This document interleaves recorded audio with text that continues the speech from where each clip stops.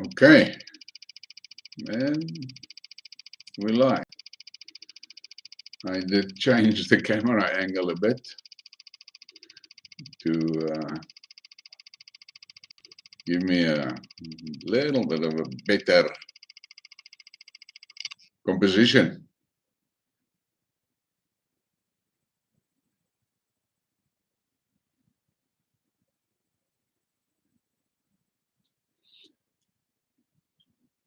And let's wait a bit and see if there's people coming online.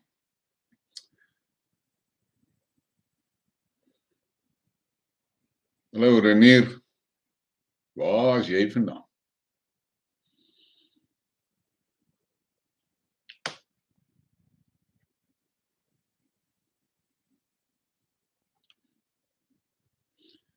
Ek kap het nou 'n bietjie rustig vanmiddag.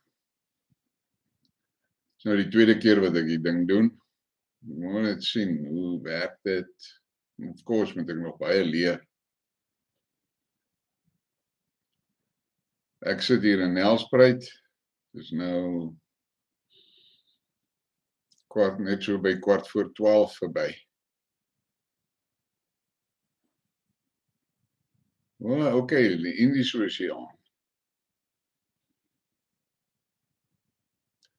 En die Kaapse kant of die bo in Natalse kant of watter kant van die Indiese Oseaan is jy?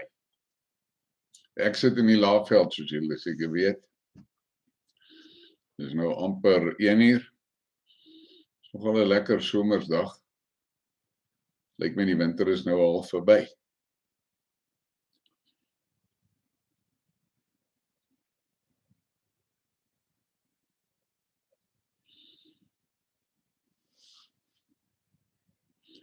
By wie moet jy permissie kry om te gaan swem? By die haie?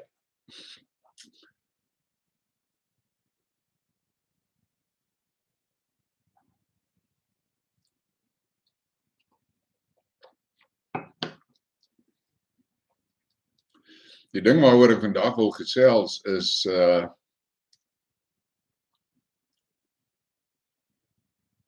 ja nee, daai verstaan ek. So ek neem aan jy is al by die Zululandkus. Soort van in die middel van die Zululandkus. Dit gaan mos lekker dag. Hy manne het mos geen respek vir beskaafde dinge soos rioolverwerking nie.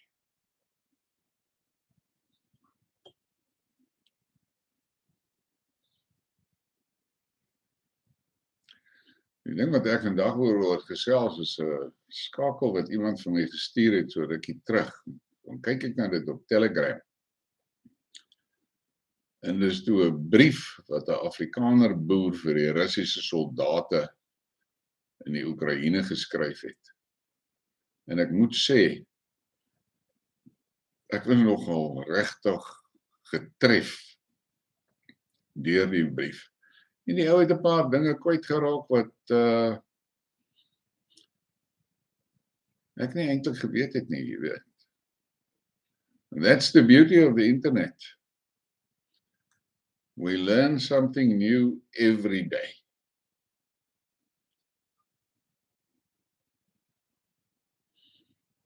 Ek is gelukkig waar ek bly met die riolering ding. Ek het my eie dreinstelsel en ding hier aan die werk. Ek kry niks van die munisipaliteit nie. Ek reël my eie vullisverwydering en vullisbestuur, my eie riool. Ons het nie goed so straatligte hier in die bos nie. So, hulle maak nie vir my 'n pad nie.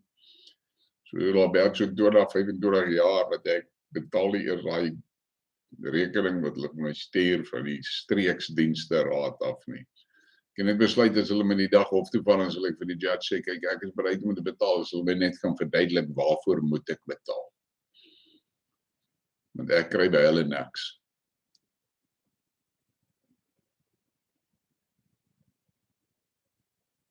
Sien ons daarom al 2 ouens wat kyk na die ding.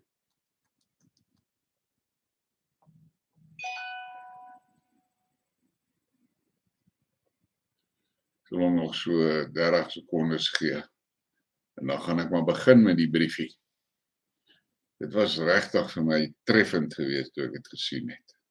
Yes, ek wens daar was 'n manier geweest wat Suid-Afrika kon aansluit by die Russiese Federasie. Net laat ons oordentlike bestuur kan hê. We can become a part of the Russian Federation. There's a hell of a lot of these scumbags currently in government that will most probably end up somewhere in a gulag, which will be perfect. I don't know why we must suffer.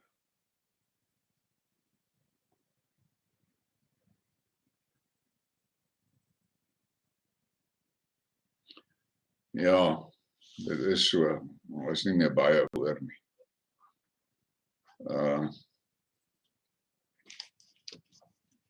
Dit was ook 'n deel van ons geskiedenis daai waar hierdie fucking westerse lande het ons in daai kakspel ingekry. You are 100% correct. The West has gone totally bonkers. I'm busy preparing the Skidmarks for recording, and the stuff that I get, it is scary. It seems like those people are living in an altered reality. They're not living in the world that we are living in, and the world that we must cope with. They live in another world, totally disconnected from reality. But then I saw the salaries those guys in Brussels are collecting. That found out crazy. Something like 318 or 348,000 euros per year. No wonder she doesn't care about energy prices and food prices and interest rates and inflation. The thing that I am thinking a lot about is what is going to happen in Europe when the ordinary citizens realize exactly what the politicians has done to them. The moment that reality kicks in, will they react as we would react? I don't know. I think too many years of super civilization has made them soft. And that is why they're such easy prey for all those immigrants. Those immigrants are just one generation away from barbarian. And the average European cannot cope with that. They are far too civilized. They are always looking for something else, for an easier way, a way to avoid confrontation, a way to avoid physical resistance. But that's going to cost them a lot. I did that skid mark on the immigration. And now with what I saw yesterday about the immigration, the advantages and benefits that the British government is dishing out to those migrants. Where the fuck is the money coming from for doing that, to finance that? And then their own citizens, there are many of them that are struggling to buy food, but they've got all that money to dish out to the immigrants, and they're getting a benefit from funds to which they never contributed. The people that are now sitting there in the UK struggling to survive, they were the people that built those funds. I don't understand this. And I cannot understand why the citizens are taking it. But In any case, let's start with a letter. Dear Russian soldier, I salute you from Africa. I am a Boer.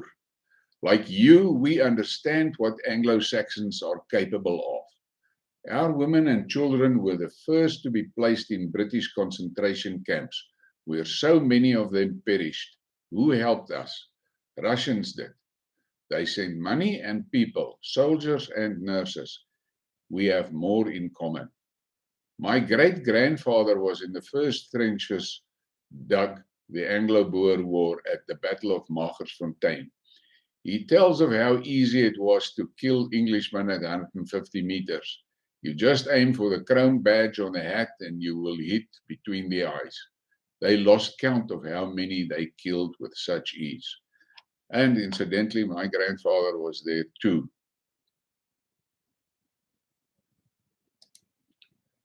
Here is where the story becomes interesting. This is the part of our spirit we share with Russians. Grandpa tells of Boers in these trenches starting to cry heavy tears like small boys because killing so many men with your own hands was too much for the soul to carry. This is part of the true Russian spirit I respect. I know some of my ancestors did too. Some of them fell in love with some of those hot Russian nurses you guys sent over to treat our wounded. This is why there are so many Russian names among Afrikaners. Jana, Natalie, Natasha, Elena, Sasha, etc. Even I could not resist and have now known my Russian-Ukrainian wife for 13 years, and she is still now and will always be my better half. I pray God's protection over you, that you may be victorious against the monster that is again damaging the Russian people.